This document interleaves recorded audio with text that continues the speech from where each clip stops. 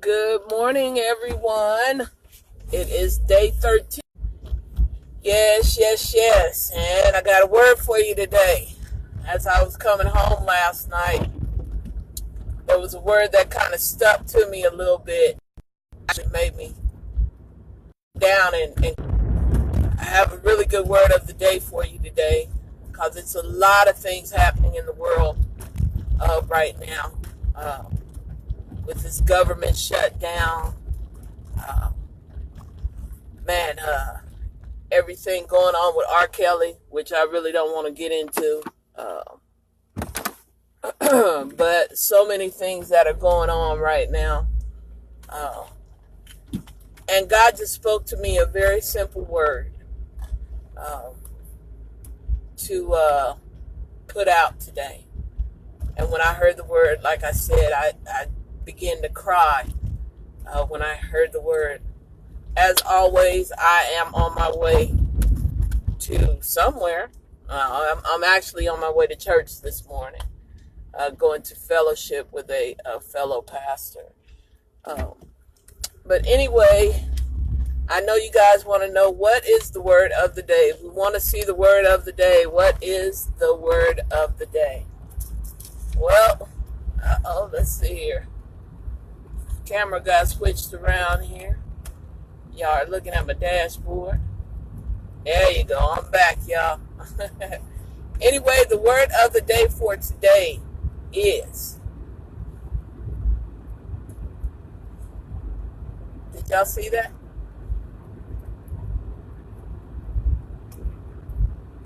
The word of the day for today is restored. And this word is so important for so many people right now because there are so many things going on in the world right now.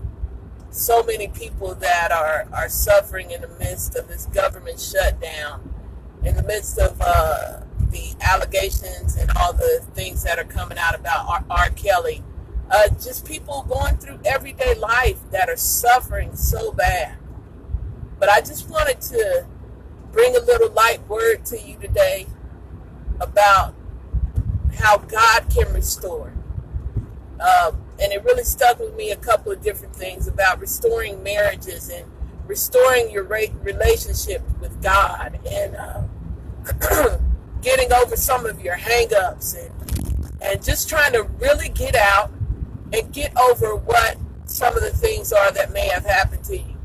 As people, we always have a tendency to say, why did God let this happen to me? Or why is God allowing this to happen to me? And everything. And it reminds me so much of the story in the Bible of a man named Job. Many of you may know who Job is in the Bible. It's a man that was wealthy. I mean, seriously wealthy. Like wealthy than a lot of the people that are here on the earth right now that we consider to be billionaires. Job was just that wealthy. And the opposer, or Satan, went to God and he asked God, if you let me test Job, I'm sure he's going to curse you, because the only reason Job is doing all the good things he's doing is because you continue to bless him. So God allowed the opposer, or Satan, to test him. And after he had done everything he could to Job, he had lost everything he had. I mean, lost everything he had.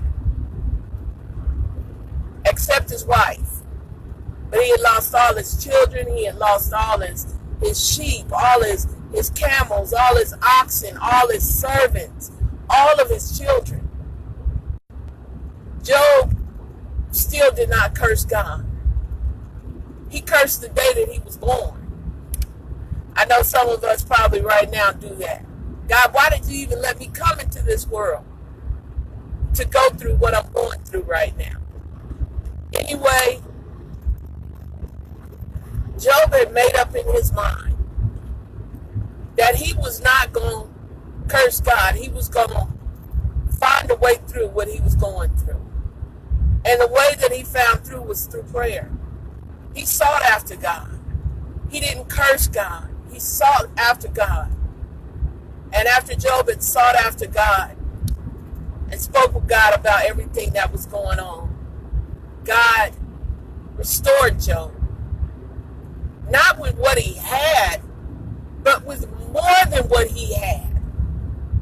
God blessed him with more than what he had before, more than what he had lost. There are a lot of us in this world right now that have fallen so far away from God. You know, and we know that we have. But for whatever reason, we've fallen away from God. And God wants to restore us. Some of us right now are going through some things that we don't understand. Maybe it's because God knows who you truly are and you don't really know who you are. But I just wanted to give you guys the word of the day, which is restore. If you look in the Bible in Mark, you'll see about the blind man and how Jesus restored the blind man's sight in the manner that Jesus did it. Some of us have become so blind to everything that's going on in the world that we've forgotten about what's going on in our own spirits, on our daily journeys as we walk in through this life. My God, you guys ought to see this view I have right here, right now. It's like I'm about to drive through a cloud. Wow, amazing. Anyway, I just seen that and I had to say something about it. Beautiful. But we have lost sight of what God wanted us to do. God has literally came and spoken to us in our dreams and given us visions and helped us through some of the hardships that we have had to go through. And we still have denied the change. Or we said, you know what, God, I'm going to continue to do what I'm going to do. And God yet still gives you opportunities to change so that he can restore you back to the place that he wants you at. Today, my message is about being restored.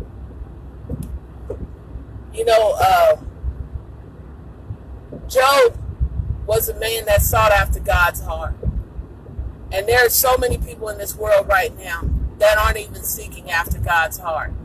There are preachers and teachers and pastors and ministers that are not truly seeking after God's heart.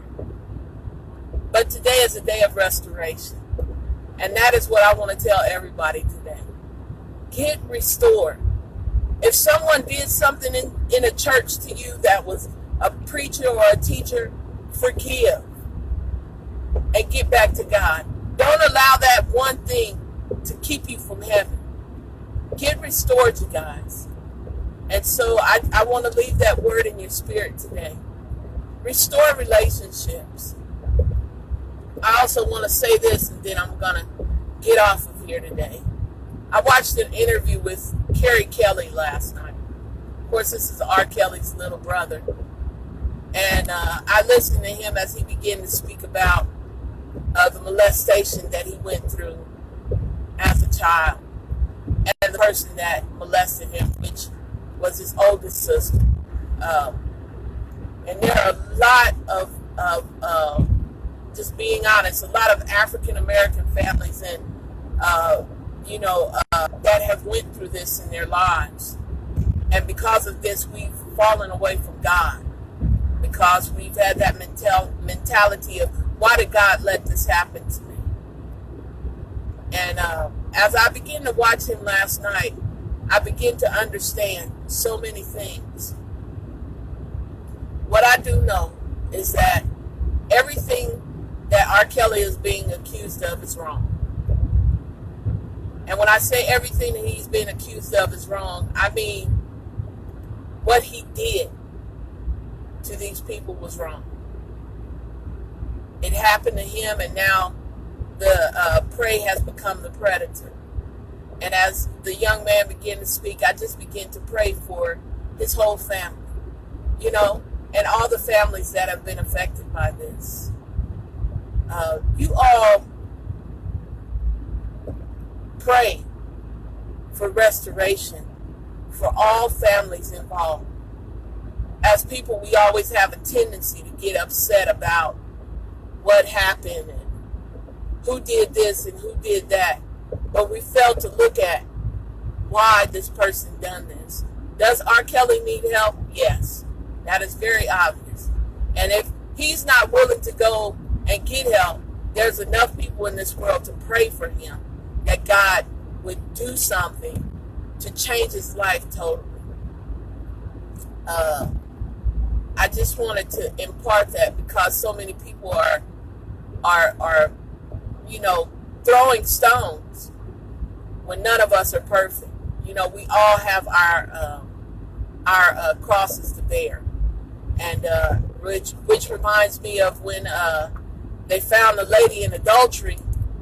But if she was in adultery, it had to be at least two people there, her and a man, or however that may have been. But they did not bring the man; they only brought the woman. And what is funny to me is that they brought the woman to be stoned, and Jesus looked at them when they asked him, "Well, what are we gonna do? How are we gonna deal with this, Jesus? You the Son of God. How are we gonna deal with this?" And Jesus looked at them and said, "Well, he that is without sin, go ahead and throw that stone." And when I think about how Jesus dealt with things then, it brings more of a realization to me on how, as a pastor, I should deal with things right now in this very moment, in this very second, in this very hour, in this very day, in this very time when people are so in need of God's love. And my mother once preached a sermon on this, and she said, I wonder what Jesus would have done if somebody would have threw one of them stones at that lady. But anyway, you guys know the story of that in the Bible. But it's so many people casting stones. And, like I said, we all have our crosses to bear. And that is part of our restoration, is that we bear our cross and we just give it to God. I'm praying for all families involved. I'm praying that God would do something in R. Kelly's life, in his brother Kerry Kelly's life. I'm even praying for the person that started the cycle, And I'm believing that even if we as people that walk this earth cannot do anything, there are angels surrounding us, and they can. Angels can work on your behalf. Anyway, the word of the day is restore. And it's so important that we try to restore one another. Don't let money, power, fame, any of that get in the way of what God is telling you to do. I don't know, man. It's one of those situations where sometimes all you can do is pray. But anyway, the word of the day again is restore. And I'm praying that God restore each and every one of you back to the person that God sent you to this earth to be, which was a child of God and a vessel of God to spread his love throughout this world. All right, you guys. I love you guys. I am on my way to church. I am super excited that I'm going to church. I love going to church. Just to hear the word of God and to be in the presence of God. Anyway, like I said, I love y'all. And peace. I'm going to turn this camera around and let y'all see this view before I get out of here. I told y'all it's like I'm driving through clouds today.